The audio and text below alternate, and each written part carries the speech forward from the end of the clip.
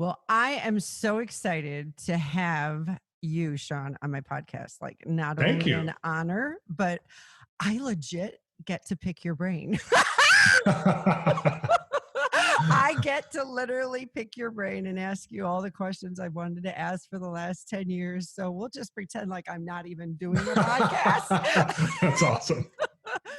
Oh, I just want people to know that, I've lived around the prophetic for a very long time. And when I first was introduced to you, the biggest thing that I absolutely love, respect, and honor about you is that you are not churchy. Ah, And you yes. actually didn't even realize you gave me permission to be what I am in business and to normalize the signs and wonders in the fivefold ministry in business without necessarily calling it that, because I saw you were walking the prophetic out in such a way that was so different than what people have done. It gave me permission. So thank you. Well, thank you for saying all that. Like I'm on words of affirmation overload right now. Well, I want everybody to know, though, that I truly do not know how to write copy if it wasn't for the prophetic. Wow.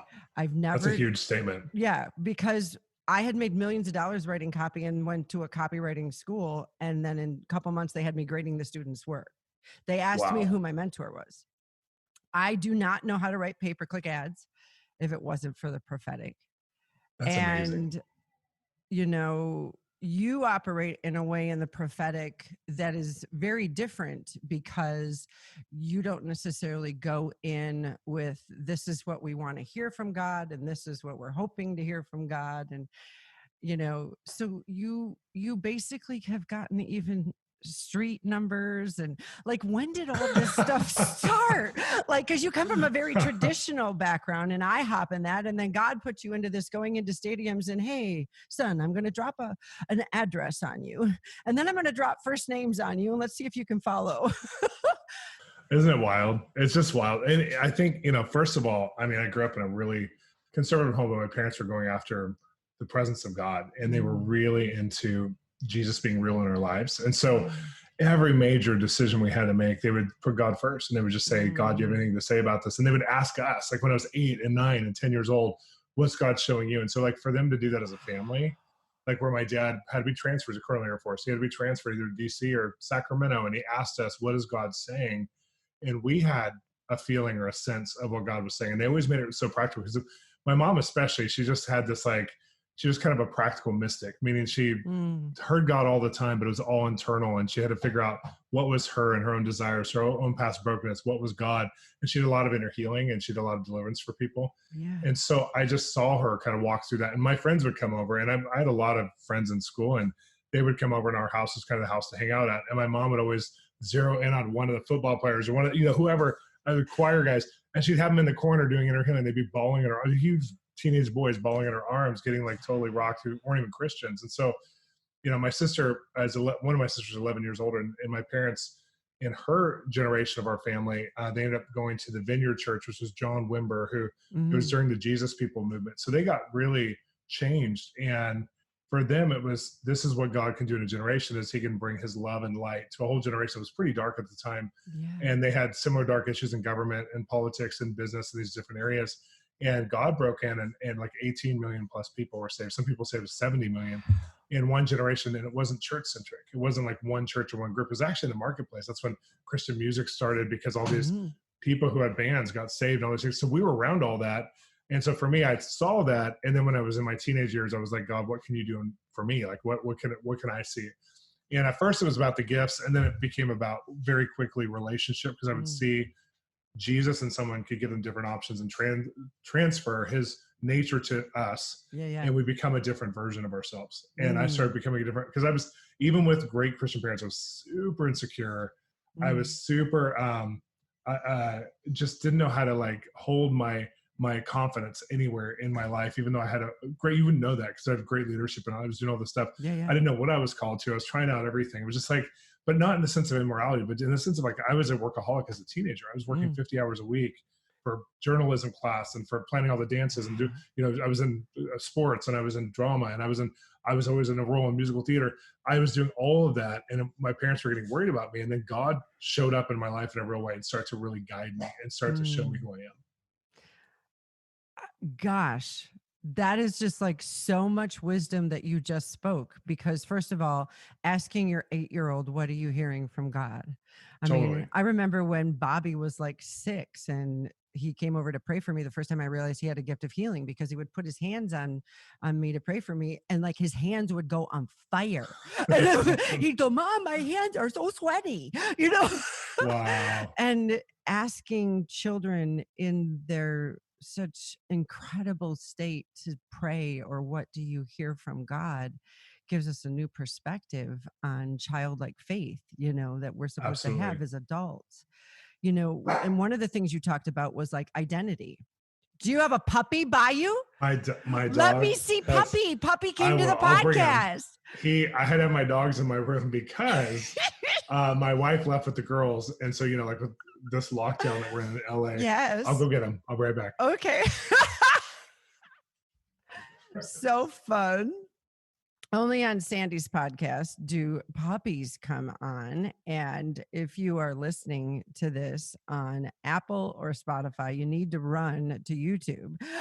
There's baby. He only wants his ball. Hey, baby. He only wants his ball. He can't hear you because he's so focused. We now have the prophet and the prophet's dog.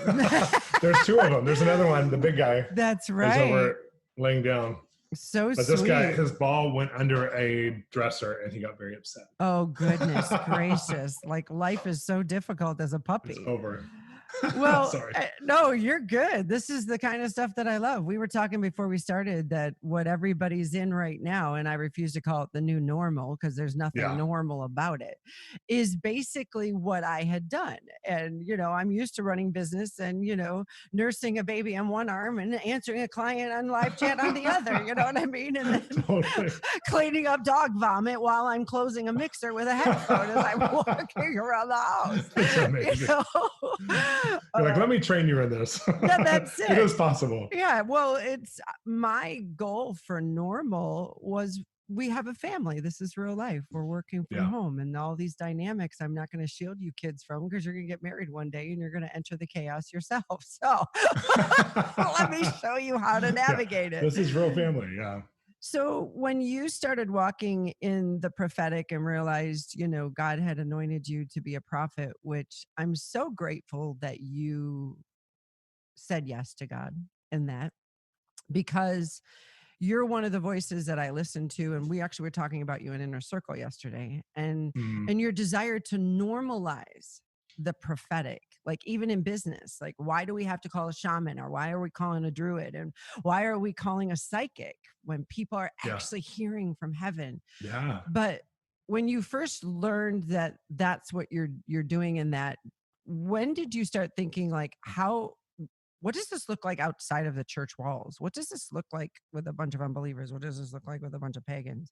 Well, honestly, it was because my parents, they had got saved out of so much, and they had had some abuse and things in their lives.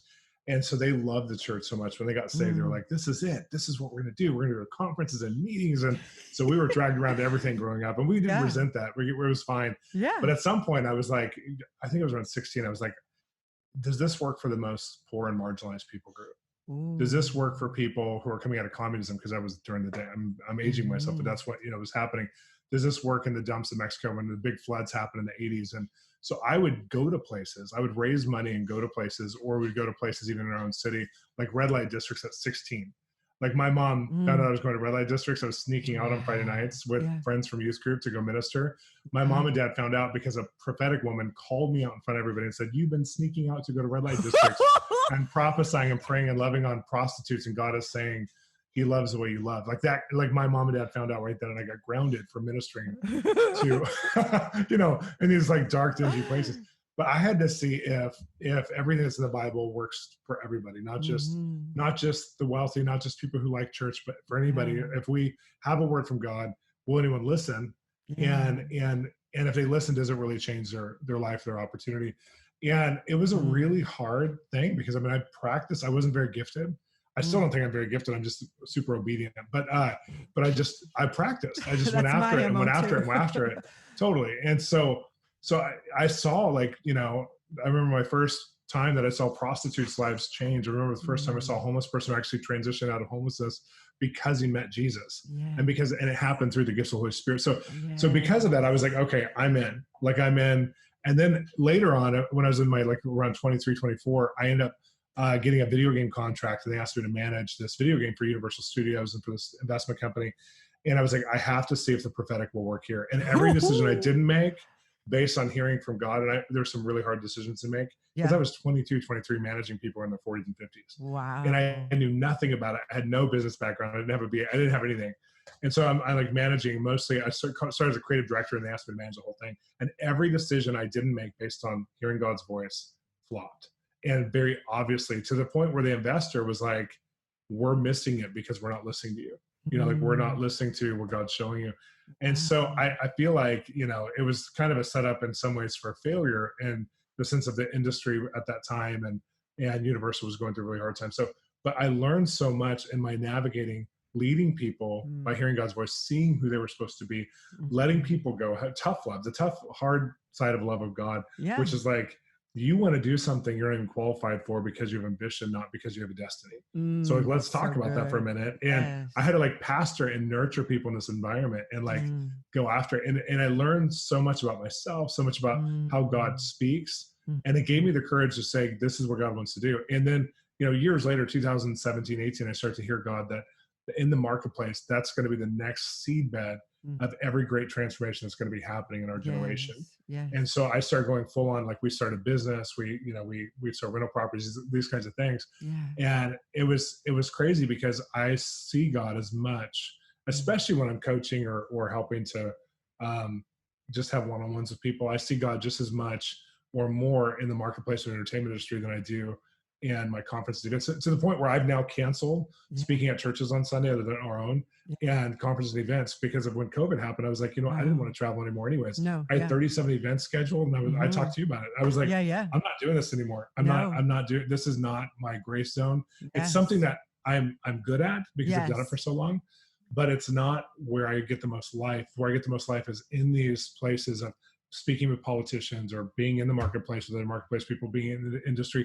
And most people, and I'm fast forwarding, but most people who minister as coaches or as mentors, or whatever you want to say, who have master classes, they don't have a business, or they have a limited business. They're not super successful. And about 6 or 7 years ago, Sheree and I were like, we need to, like, we're getting, like, billionaires, and we're getting people of influence in the entertainment industry who are saying, help us. We need to actually go on our own journey and actually produce some content and do some real things. And so it changed and reshaped our world. Whereas, like, the prophetic in church context or ministry context for Christians is only about 1/4 of our focus now. And it may look like it's all of our focus, but it's about 1/4 of our focus because of what we're working on behind the scenes in different ways. It's so remarkable to me, because when I started business, I didn't know what I was doing. So I just asked God, like, how do you write copy? And can I have a photographic memory? And, like, how do I do this? And I have no idea what this client needs. And so, can you show me so I don't look stupid? And, when you're navigating between messages like chasing your passion and what are you excited about, those have a partial truth. But can you unpack for me, in the beautiful way that you do, you just make it very relatable. But when God's assigned you, because, see, you didn't separate the sacred or secular. You didn't go into Universal Studios thinking, well, this is secular, so God's probably not interested. Or maybe I should ask about everything, but not money. What do we do? What's the difference between being assigned to something, in your opinion, or what God's revealed to you or you've seen, versus this is my passion? So many people say, chase your passion and you'll find a business. Totally. And I'll say this, I'm going to break down one piece of that question a little differently. I don't answer a question directly, which is, I feel like most marketplace people, when they hear about the subject of hearing God's voice, they think of it only in the context of evangelism, which is really hard because it puts you in a real box. Because a lot of people, when they're in their industry, they can't, like in the entertainment industry, if you start evangelizing on set, you get fired and you never get asked back. You'll get terminated from your agency, your management company. because you can't go in. It's like multi-level marketing on another business. You go in with another Yeah. agenda. It's very clear you have a different agenda, and they Yeah. just can't.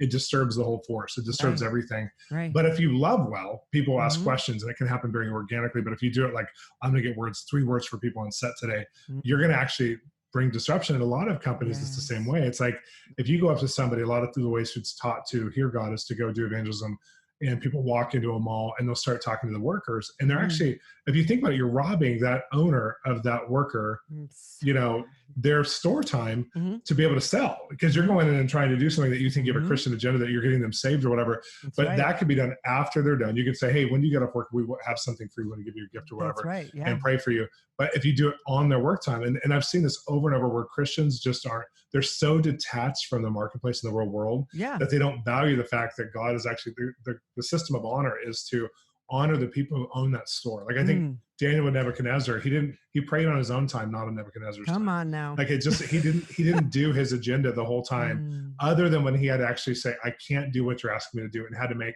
a defiant like statement because it was Yes. wrong. It was morally Right. wrong. Right. So to answer the question directly, I think our assignment, like, first we have the people group we're called to love. The people group we're called to partner with God for Right. their transformation. Right. And that's a huge one. And then secondarily, we have to surrender our agenda and how we're going to get there and do that. Mhm. And most Christians don't really understand the surrender, because they would think, I'll just bring God on as one of my mouthpieces that speaks into my life, but he's not necessarily my Lord and Savior. Mm. Or I'll say he's my CEO, but I'm really the most powerful person in my life.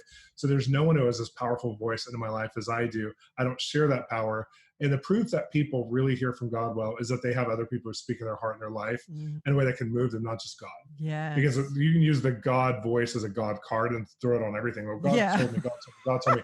And then everybody has to go, okay, well, if God told you, I guess we got to do that. Or Yeah, I yeah. guess I have to not be in relationship with you anymore. Right. So people have used this so wrongly. So I think the assignment we have to really identify, Mm. like, who are the people we're called to love. Mhm. And then what is the business or the marketplace, the influence we're supposed to do that with. And then when we look at it, we're not just looking at customers, but we're looking at people God's assigned us to. And then we have a different loyalty to them, and we have a different connection to them. So you could be in the same market as a lot of different products that are way even better than yours, but you can find your niche because God's sending you there in that same marketplace, and he's sending you there with a power to transform, not just a product. Mm. But if you have a Christian evangelism agenda every time, I'm not saying evangelism, I mean, we need to make disciples of men, it's part of the Bible. Right. But if you let the ministry side trump Right. the place of identity you have in the marketplace, then you're violating something. Mm. And you'll start to lose money, So you'll lose good. influence, you'll lose clients, the whole thing. So And so I think, good. like, for me, assignment wise, like, when we do some stuff, like I just was consulting on a script the other day, and it wasn't a faith-based project. And so I'm in a Zoom call with all these people, and I'm being paid to do this, and I can't bring up like, oh, there's this one spiritual thread through the whole thing, I'm going to tell you about it. I can't go there. I want to go there with like the guy who's made the script because he's a Christian, but I can't dominate this time with that. But I can talk about what people need in culture right now, and how this script actually has some of that voice in it. Mm. And if they just refine that voice a little bit more, it'll be really relevant when it comes out, because people, they don't want to be too much in the goody two shoes, because people in survival mode. They need to hear an overcoming survivor story, not an overcoming like I'm good. Yes. So it's that thing where certain movies have come out about racism since 5 or 6 years ago that weren't as relevant, because it was kind of a dumbed down version of where we're at. It's no longer where we're at. Right. And they didn't do as well, but they were great movies. And so it's like being somebody who comes in and says, I'm going to minister to that guy in the Zoom call. I'm going to minister to him. I'm going to take this thing over. And I feel like Christians do have a takeover mentality with the kings of the mountain. And Daniel, Esther, Joseph, they were all second in command, third in command. I mean, Esther was one of many wives. It's like, we're not called to be the king dominant person of the mountain. Jesus is. Yes. And we get to serve him, and there might be someone else in place over us, but we are accountable to King of Kings and Lord of Lords. Yes. So that means it doesn't matter if we're a janitor, That's it. excuse me, or which I don't want to be, or if we're actually, because I've been a janitor before, or if we're actually, the vice governor of something. It doesn't matter what position we're at. Yeah. We have, I mean, Joseph had it in the dungeon. I mean, he was the second commander in the dungeon. Who wants that? But it shows you, when you have an assignment or calling in your life, what God will do. So it's not all about the positional authority. It's about the spiritual authority.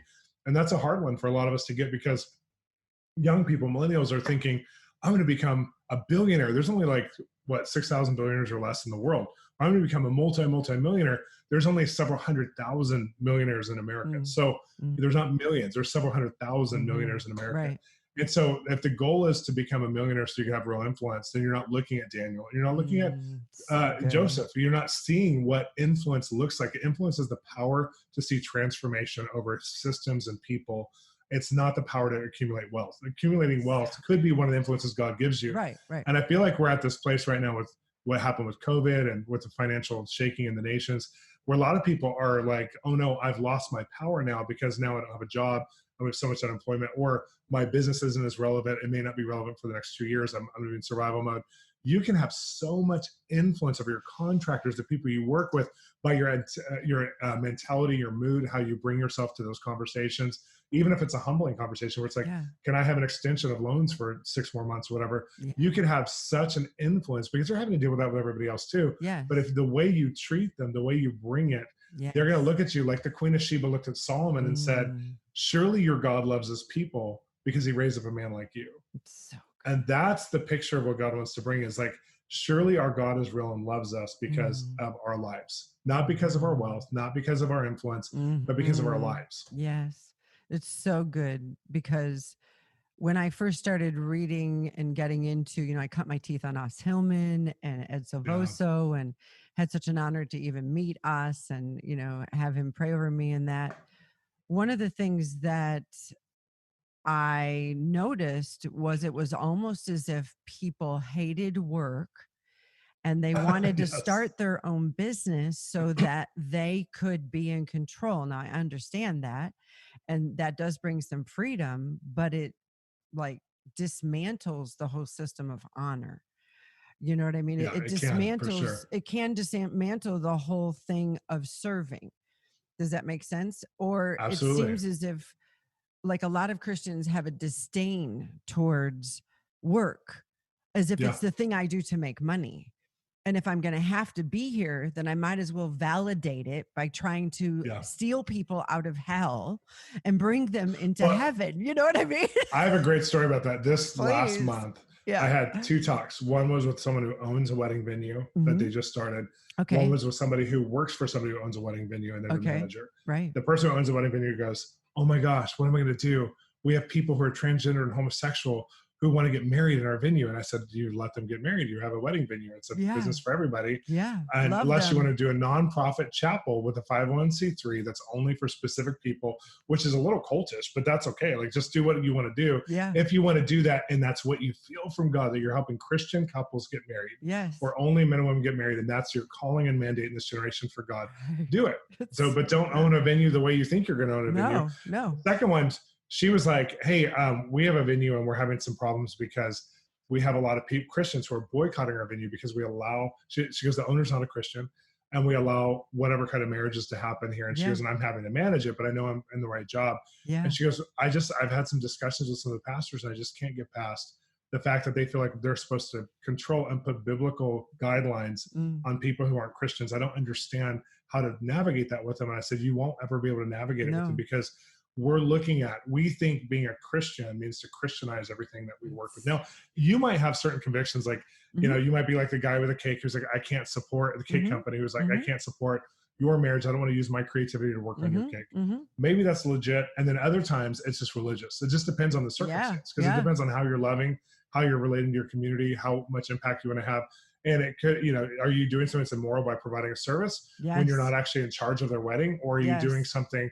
I mean, what's the difference between owning a coffee shop and serving them Mhm. coffee? It's like, Mhm. you're not entering the covenant with them, you're providing a service. Yes. But if you're the minister who's marrying them, you might have a very different role and different responsibility. Yeah. And so I think that these kinds of discussions are coming up where people, I get called by my conservative friends very liberal. I get called by my liberal friends extremely conservative. And I'm like, we have to come into the position where I'm in an entertainment industry. And so when Mm. I'm on Zoom calls, half the people are of lifestyles I don't approve of. Yeah. meaning what Yeah. they do in life. I'm not talking about one sexual orientation or anything. I'm just No, saying, like, no. I would not approve of it. Yeah. There's people who work on some of the greatest Christian films, whether they're in makeup, they're in hair, whether Mm-hmm. they're at grips, Mm-hmm. whether they're in craft services, that Right. are not people that we would approve of their lifestyle. Right. Does that affect the overall project? Zero. That's Because, it. you hire the people of the right services. And so Yeah. I feel like with Christians, it's one of the things where as you mature in God, you Mm. learn how to relate to people for what they can be related to, because So good. everyone, and in Galatians 5, the Message version, it says, in the fruit of the Spirit, it says, having a belief, this is one of the fruits of the Spirit, according to the author Message version, having a belief that God's basic holiness permeates all things and all people. Mm. So that's, as you go into the marketplace and as you're hearing God, you have to learn to see what he's doing with people who are in an alternative lifestyle or a lifestyle you would agree with, Yeah. and say, okay, how is my business supposed to relate to them? And it's not just black and white anymore. It's not like, well, I don't, there's 5 people, candidates, they're the best one, but I'm not going to hire them because of their lifestyle for this contract. Now, I understand having employees can be different if you're an owner or a manager, but like there's some people that you want on your team at times that have different lifestyles, and in that you get to love them well and rebrand what Christianity is to them, because you're saying, I value you, I value what's inside of you. God put it there. I get to work with you, and I don't get to manage you. I don't get to tell you what I believe about you, other than what God's saying, whatever's true, right, pure, noble. That's what I fix my eyes on. Yeah. And so I feel like we always go after the morality issues or the lifestyle issues, versus when you're truly walking in true leadership and management, you're talking to people about what some of you said earlier, which is Christians don't like to work. Like looking at somebody and saying, hey, whether Christian or not, I feel like you procrastinate, you don't like to work. And this is actually forming your relationships all the way across the board. Let's talk about this. That right there, if you're a leader or a manager, will change. That's the root system where a lot of these immorality issues come from, like partying too hard or whatever else. It's like there's a root system that then you get to deal with identity, and you get asked really big questions like, let's talk about your father or mother structure, because I feel like you don't listen to me.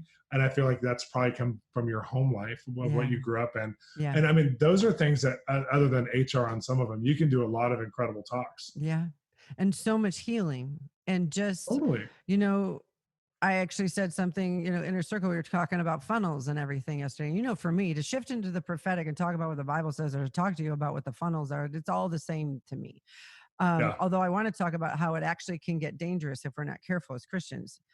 And what was interesting is I was talking about, loving all people. And I said, a lot of times we forget as Christians or even faith-based, because, I've got people of all kinds of faith and no faith who absolutely love me in my inner circle. And, we've got over 2,000 members. And the neat thing is, I said, but what's crazy is the Bible says God is love, period. All of the other thing, all of his identity is in love. Justice is love. Forgiveness is love. Mercy is love. Grace is love. And it takes us outside of our own way of thinking. I've had the honor, I consider it an honor, of someone who may be living in a lifestyle I might not approve of, or might be in a lifestyle they wonder if I approve of because I'm an out there Jesus lover, who I get to just love them where they're at and watch God do what I could never do. Absolutely. And because in business, I'm not trying to, plus I think this is even wrong in ministry, but change you and get you to repent and form you. And, no, because that didn't work for me. And the more you try to do never that, works well. No, it just caused me to rebel. If I manage you right now in your weakness, then I have to manage you for the rest of your life. Wow, that's so good. Yeah, and that leads to manipulation. Like you have to manage you. Totally. It leads to manipulation, it leads to witchcraft, and it leads to all kinds of offenses. Now, another thing that I see in business that I would love your take on, because I just so respect your wisdom, is this whole, one of the hard things for me. And so I'm going to position myself really so much, and I do anytime I talk to you though, but very much as a student, because this is one of the crosshairs I'm in right now and struggling with. It might even cause me to get teary-eyed. And that is that I've been doing this for 26 years. And sure, I've got 500 hours. Your team was in my inner circle and all that. And there's strategies and things. But the foundation of my belief system and identity is that my strategies are nothing apart from what God has enabled me and equipped me and assigned me to do. Because a lot of times I've been forced to take these and dispense it like a business strategy or acumen. And I always say to people, you got to understand, like, even doing all this, I can't guarantee you're going to get these crazy, ridiculous results that I've seen sometimes that God does. And, there's so much more behind it. There's hearing him, and there's understanding. I don't want people to think, okay, go build a multi-million-dollar business by hanging out in the prayer room. But Shawn, my business strategy has always been the amount of hours that I work are absolutely in alignment with the amount of hours that I pray and I sit in his presence. And I can always tell when I'm out of balance because I get moody and irritated and it gets Mhm. heavy and I don't want to do it anymore. And I just want to shut it all down, because now I'm trying to maintain what God created in relationship with me on my Totally. own strategy and success.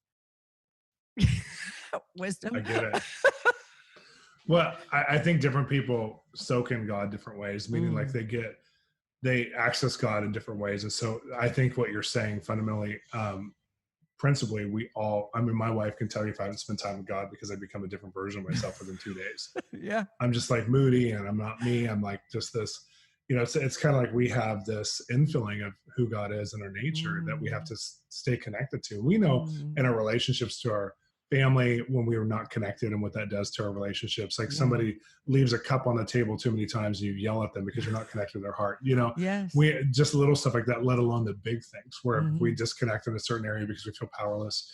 What happens? So if you disconnect from God and you're asking him to author your life, Mm. then you're going to have a series of results that are based on your best strength. And Mm. who wants a life that we can manufacture in our own strength when we want to go after such a ridiculous, Mm-mm. amazing, beautiful God? Mm. And Jesus, I think, like when he was at the cross, I think, or going to the cross, when he's in the garden, spending time with the Father, and he's like hopeless, and he can't see Mm. why it's worth it, And Hebrews 12 verse 2 says, "For the joy set before me, endured the cross."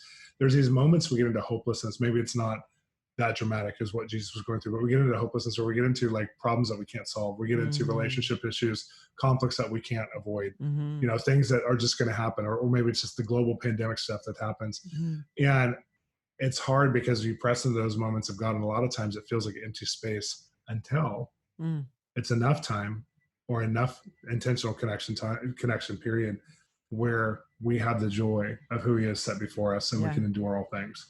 And I feel like people go, how much time do you spend with God? And I said, until I have enough, Yeah. Yeah. until I'm fully connected. I spend time every day with God. Until some days that's 5 minutes Mhm. because I'm Right. about his business all day. Right. Some days it's like, I need hours. And Yes. usually it's about once a week. I'm like, I need to lay in bed right now for 3 hours and just Mhm. Mhm. contemplate everything in life with his spirit inside of me, and also look at how beautiful his heart is. Mm. And so it's just different for all of us how we do that. But I Mhm. think it's the same thing. Like, and a lot of times we lose connection to ourselves in those moments too. So we Mm. don't even know what our heart's saying, Yeah. let alone what God's voice is saying. So a lot of people ask me, can you teach me how to hear from God? And I'm like, okay, I want you to quiet yourself. Tell me what's the most meaningful thing in your life right now. And they're like, Mm. I mean, I guess it's my marriage.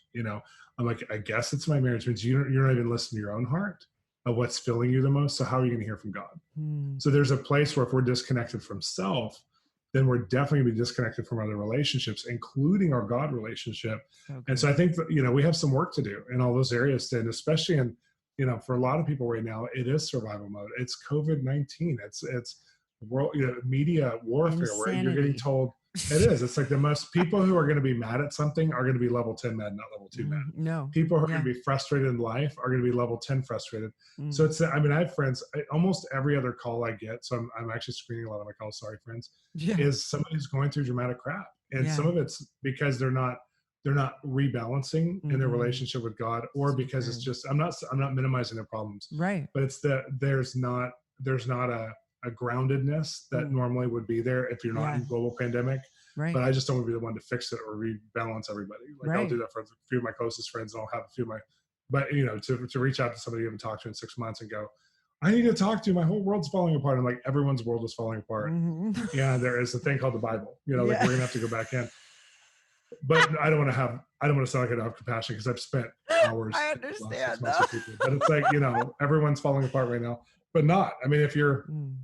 the beautiful thing is that we've gone through some really hard things in the last 6 months that have defined what would normally take 8 to 10 years of Okay. character growth, Yeah, yeah. of personal choices. The word surrender comes to mind over and over. Me too.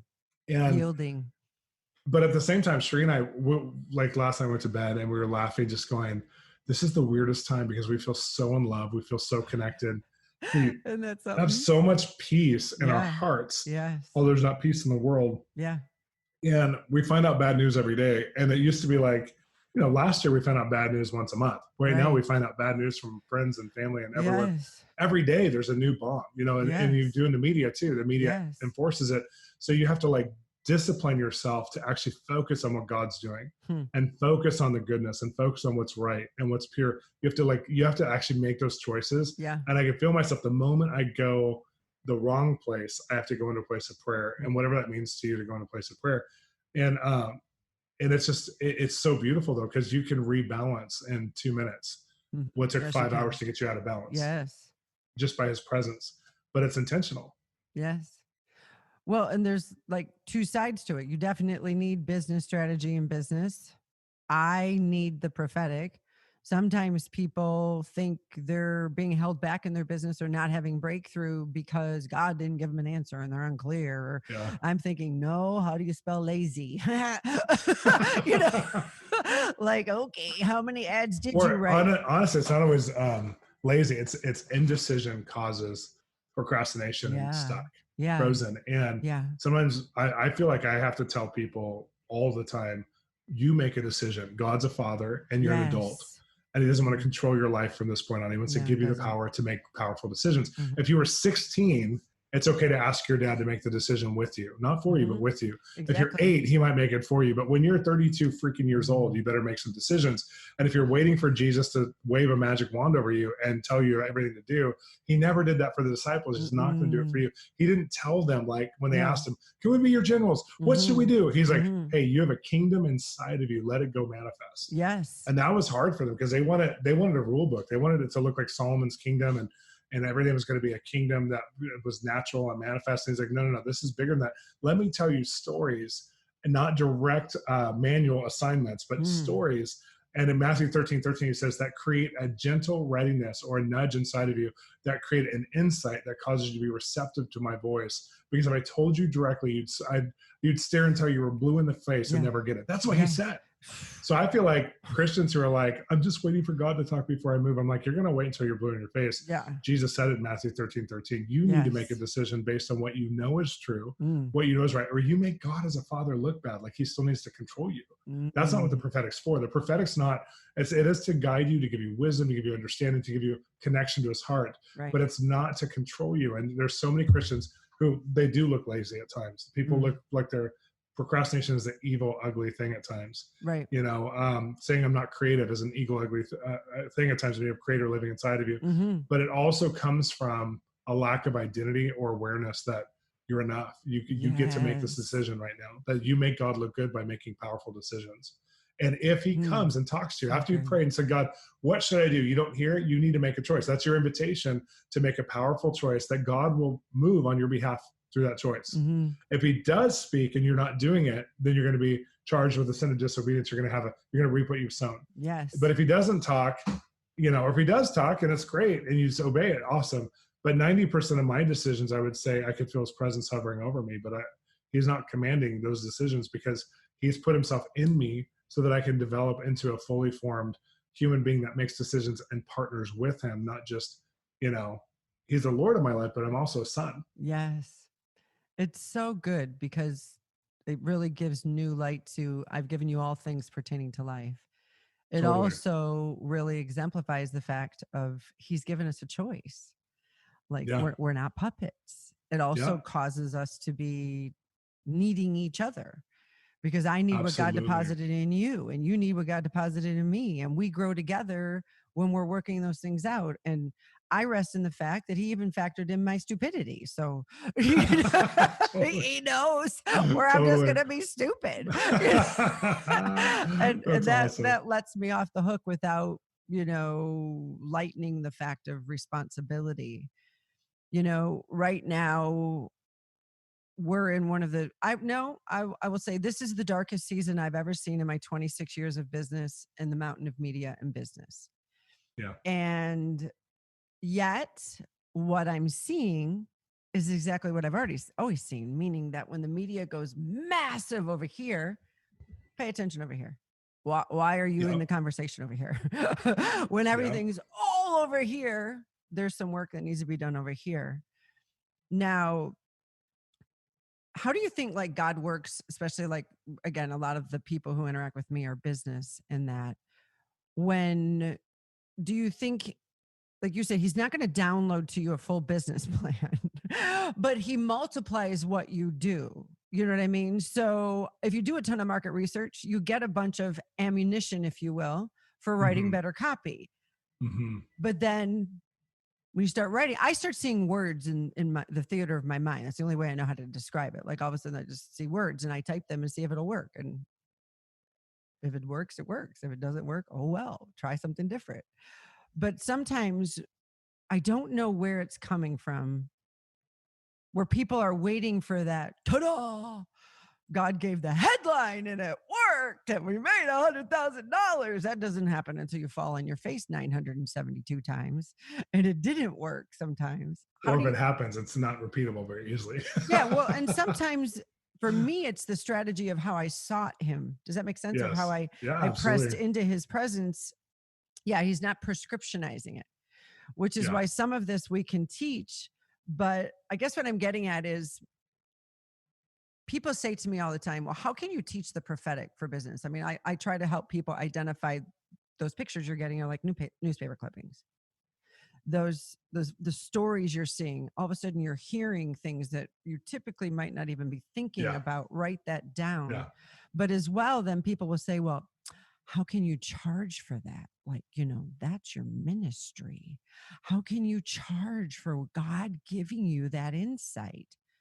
But it's helping Okay. a But client speak into you're that. not charging for prophetic words. You're charging for training a process and educating Right. and gaining wisdom, just like a Right. life coach would or a business coach Yeah. would, which Yeah. you are. Yeah. And so I think, to me, I think that statement or that question that somebody asks, how can you charge for that, typically comes from somebody who's not super successful in what they're doing. Mm, And they're mm, wondering why you're charging to make people successful, mm. but you're not charging to make people successful. You're charging to help people to get in tune, to Yeah. listen to their own internal voice, Mm-hmm. to listen to God, Yeah. Yeah. to learn wisdom, Yeah. to learn how to be observant. And that's a huge process. That's something that if you put your kids in a bad public school, you're going to get that result. If Exactly. you pay a price for the school somehow, or move into a neighborhood that has a good public school, or you Right. pay a private school, you're going to get a way different result. So people who Mm. say, how can you charge for that? Well, instead of asking the question to the coach, how can you charge for what you do? Why don't you ask yourself, what do I want? And what am I Mm. willing to pay for it?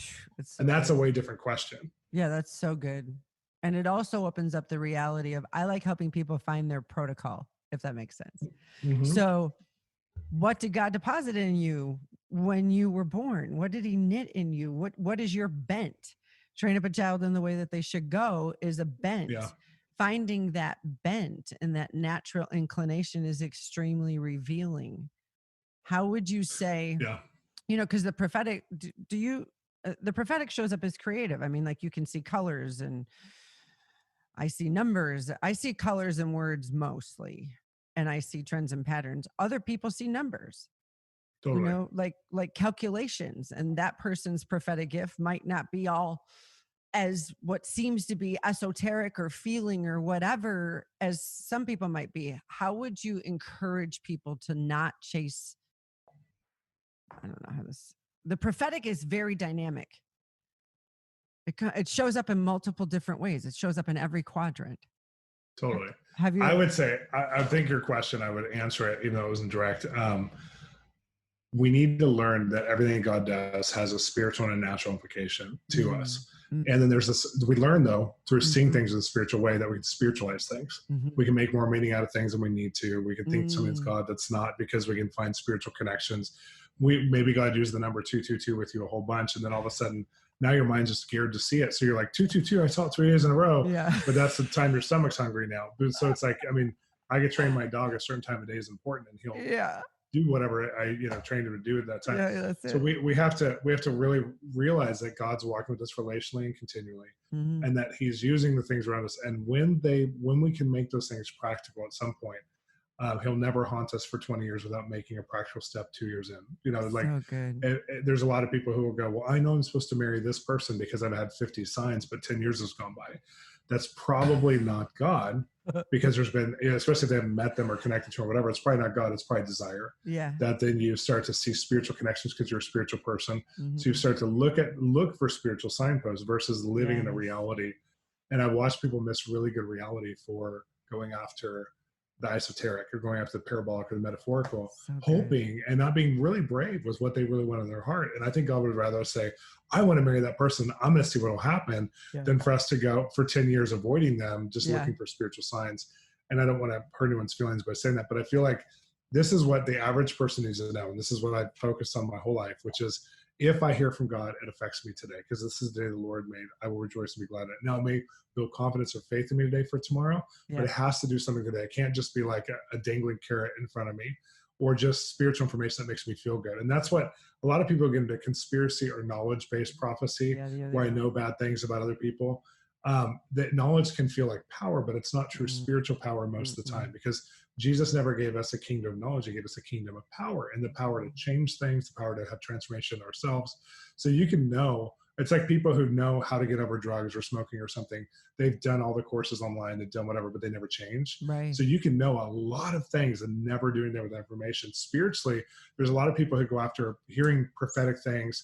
And it could be the eschatology groups who want to know all about the biblical end times, or it could be the Q groups who want to know all about going down that rabbit hole of information with revelation, or it could be whatever. But you can know all that, but if it doesn't affect your day to move more into the likeness of who Jesus is, and to see transformation in your world around you in a dark day like this, then how real is it? So like, I had a friend who was, really into the Q stuff, and I'm not against Q people at all, but he was really into Q stuff, and he was in a bad take on it. And he was into, a version of it that was like Illuminati, Antichrist everywhere, the whole thing. Yeah. So he was saying, Hollywood's going to topple down and all the power is going to shift. And I said, in that there's truth. There's going to be a huge power shift coming. We've been prophesying for a long time, but it's so God can establish something for a season. God's going to use Hollywood in a brilliant light. And so things are getting darker and darker around. So you can see that light really clearly, but you're looking at it like there's nothing good that's going to happen at the end of it. And I'm looking at it like God's allowing this to happen, and he's allowing people to reap what they've sown. He's allowing, people to become unempowered. So this week was really interesting in Hollywood, because you have 4 or 5 of the top agencies fired 70% of their agents because they are laid them off for a load or whatever. And most of them are laid off for good, because they were over live events like music performances, NBA, NFL, all these different shows. And then, all their people they manage don't even have commercial contracts right now. And so that means that thousands of talent have also gone unmanaged now, or without agents now. So I was talking to a friend of mine who's an A-list actor who stayed with his agency, who was able to stay with a good agent. And he said, it's really interesting because 86 people got laid off of our agency for good. And all the people that are my friends, these are other A-listers or B-listers. There's no such thing as B-list, but it's like, other people who are really prolific, and they're not represented right now. And they don't know when they'll have hope to get represented again. And if you go down the Q dungeon of that, I'm not saying all Q would believe this, but this guy who believed it, it's like, see, God's judging Hollywood. But my friend, who's an A-list actor, goes, isn't this interesting that there's 86 positions open in Hollywood right now that were totally locked in to this demonic stronghold, that are now open for Daniels to rise up, for people to rise up and have massive influence. Because if you looked at the top 100 influencers of Hollywood 10 years ago, 97 were secular Jews, or Jews that were barely practicing Judaism, who were about money. They were, and I love Jewish people, so this is not anti-Semitic. No, I understand. But there's people in power who were not in it for morality, for goodness, and a lot of these guys have passed away or they've retired. And then you have this generation of people who are like, it's very locked in. You had to know somebody to get a sitcom on. To get Seinfeld on, Seinfeld got on really fast because it was done by the same 5 people who did everything. It's like, and now there's all these disruptors to the industry, and the whole industry is changing, and we're not seeing the same 5 formulas of shows on anymore. And so now you have this whole shift that's happened this year, 2020, that can change everything for Apple Plus to become something, for Disney Plus, for HBO Max. So behind the scenes in the industry last year, when the this very strongholded group of people was running this. Right. They were sending out their mandates as networks, and they were saying things like gritty. We want intense drama. We want things that have never been seen in crime before to be displayed. Stuff that would used to be in serial killer movies that were rated R. We want that to be mainstream primetime lineup on the main networks. Like that kind of stuff. This year, the mandates are inspirational. People are in survival mode. Let's take them out of that. Let's do, food and fun and family. And like the mandates for almost all the networks are like so lighthearted that they've canceled Survivor for a couple of years and they're putting Amazing Race instead because everyone's in survival mode. Yeah, yeah. No one wants to feel like they're a survivor. No. And so I'm just pointing out the kind of the inobvious and the obvious. If you go down a place of revelation that gives you more knowledge and you feel powerful because of the knowledge, but it doesn't create action in your life to be able to influence and empower. Who cares that my friend who loves this Q train that he's on with the entertainment industry knows that some of this stuff is going to happen, but he's never grown in his industry influence or who he is. It never created more projects for him, more life for him. As a matter of fact, has nothing on his plate right now that I know of scheduled. Right. And yet my friends that are like being affected in very real ways by some of the hardship of what's happening in the industry, like the one I was talking to that I was saying was an A-lister, they have 14 projects in their pitch deck lined up with funding that they're doing over the next 3 years. Wow. So to those who have, everything's given, but to those who have not, everything's taken away. If you get into conspiracy or knowledge or revelation that doesn't promote change, you always feel like there's more darkness, more things are evil, more things are going to come up, more human trafficking. It's going to drown us. But if to those who have, those who know that God's in today, those who see God moving in the now, then everything that happens, even when somebody's taken away, like 86 people lose their positions, you go, and then God. What are you doing, God? And that's kind of the battle we're in as Christians right now, is that discernment is our filter, but we're not using it very well. No. When it comes to media or online revelation groups or these Q groups or end-time eschatology groups, we're looking at it and going, versus, what are you saying, God? Like, what are you doing? It takes eyes to see what you're doing. Sorry, it's at our door for some reason. I love it. The dogs are like, what? I have to do my dog job. Well, and the other thing you're talking about is that there's open gates, there's open doors that were not open before. Everybody seems to be acting as if the economy and everything as we know it is collapsing. And while there's definitely a lot of people who are out of work, like we have a client who made $290,000 in candles in 90 days. What, in the middle of a pandemic? Like, that's what I'm hearing. If you have entrepreneurship in you at all, you'll leggings are falling off of the planet because women need more leggings in a pandemic than they need anything else. Totally. It's like I have a friend who did online. What you're doing, kind of what you're doing, is like a mastermind online group. And he found out that like 90 of the 100 people who joined, it's expensive. It's like $20,000 to go into. 90 of the 100 people have lost their job. And he's like, what are you paying for my mastermind group? He's going to give you discounts. Right. Like, well, we want to grow. We want to be in business. That's it. And out of that group, like this is 6 months later, 4 months later, out of that group, like most of them have started a successful business already. Yes. So if you have God and you have entrepreneur, you see that good things can happen. Yeah. I mean, and the Great Depression, so many people became wealthy. Exactly. Because they had the right mindset. Yeah. We have a lady who's doing dog training videos online. She used to do them face to face, and she's like already at $250,000. It's only August. It's like, what? In Jesus' name, amen. Yeah, she had a gym owner who was like, okay, I have a big dog and I need him to be still in the front of the gym because my gym is still like open. It's just fun to see that innovation. And we've forgotten that there is a whole lot of opportunity. It's something that you said that too, that you've got to be cautious where the story is going, because I've always had a core belief, and you have somewhat to do with that. I mean, everybody needs to get this book on breakthrough that Shawn has, that I've told all my inner circle, please don't come to inner circle without it, because this is going to help you really learn how to press into some of these things. But it's this, that if I see devastation and that story leads to destruction without God, then who am I serving? Like my personal testimony says that they gave me a year to live 4 times. But looking at this whole devastation, can you speak life into this? There's open doors. There's, like you said, I'm seeing things changed in me and me realigning and things happening that I've been pressing into for years, that now is the season to get that done.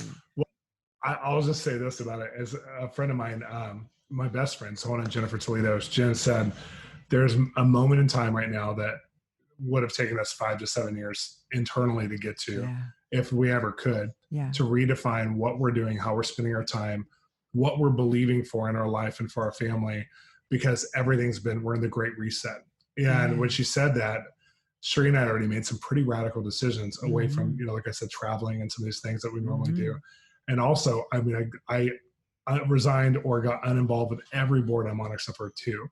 And just was like, I need space and time. And I took a sabbatical from saying yes to Zoom calls and these kinds of things for the most part, other than like this. And I said, okay, I'm going to change everything because we're in a moment that I don't want to miss seeing what God could do in a moment if I apply my creative energy. And in that's when I went back into a place of, I don't just want to consult the industry. I want to make some projects in the entertainment industry. And so Sheree and I put some, projects together. I've been working on them. So I think everybody, we're in a moment that you either become better, or you become fat, or you become an alcoholic, or you become, or you just work out and put it all into working out. But we have to become better. Like we can't, you might put on a COVID-15, or you might, whatever, drink too much, whatever, in the season, but we have to become better. Like that's God's goal for us as Christians, is that during a time like this, like for us, we decided we're going to thrive where we're planted in right now in culture. So my wife, who's a gardener, is doing more gardening than she's ever done, and influencing, online with her Dream Big Urban Farm that we live on. So she's like all of a sudden got her second TikTok contract. She's one of the TikTok influencers on their new platform. And they're, making her into something through this platform for just a passion she has. And she's, we're working on some more media for it. My daughters are just coming alive with their creativity and their artistry during this time. And so we have, pretty much everyday art time and crafts time and creativity where they're doing stuff at a major level, like for their age. And I'm like, okay, we're going to bloom where we're planted. We're going to look at this as quality family time, quality marriage time, and we're going to go after it. And so I think part of the thing is that people aren't gentle enough with themselves, where they want to overproduce, overperform. And then you're in a season like COVID where you feel like you have to stay at home most of the time. There's not a lot of places to go, or there's not a lot of vacations to plan, those kinds of things, even for rest. And so to learn the rhythm of rest at home, learn the rhythm of productivity at home, learn the rhythm of just being with family, being without all the stimulus. So obviously, screen time went to 6 to 8 hours a day on the average family member, instead of 4 to 6 hours a day. So we're obviously, numbing ourselves somewhat with screen time. And I'm like, let's not do that. No. Let's find God. Let's enjoy entertainment in moderation, but let's find God. Let's find each other. And so I think people have that as an opportunity. I know it's not a direct answer to your question, but if people have an opportunity, and just, I know we're coming to the end too. So it's like just the opportunity to let God redefine you.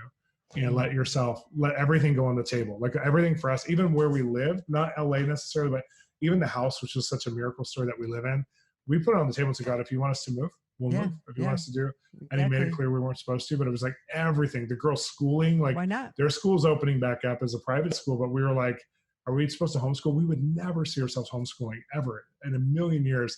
We had to for 3 or 4 months last year. And that made us not want to it even more. And all of a sudden, both of us had this heart, like we're supposed to do this. Wow. Which means I had to even change more of my time, that kind of stuff. So everything went on the table and we let God redefine it. And we're doing things, sometimes we don't even like, but we know it's God. Yes. Oh boy, that's another podcast.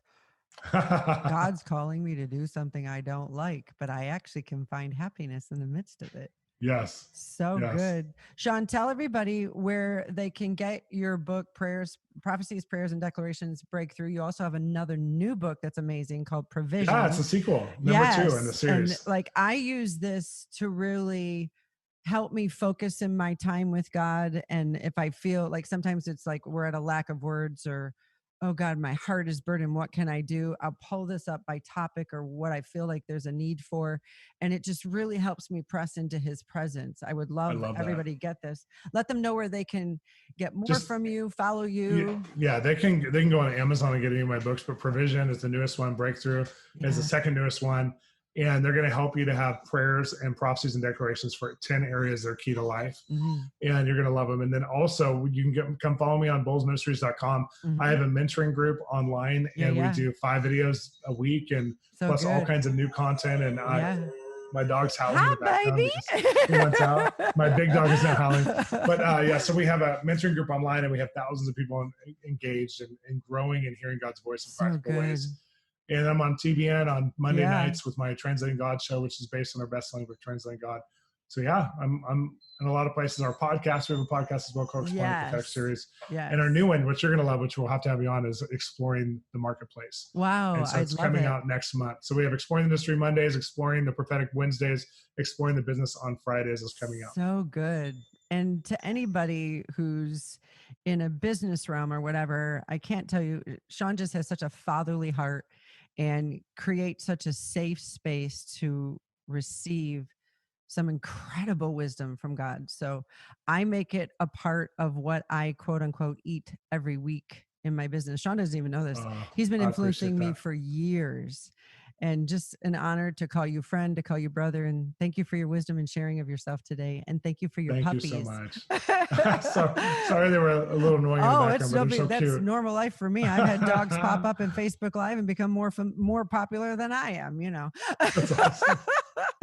All right. Yeah. Thank you so much. Thank you.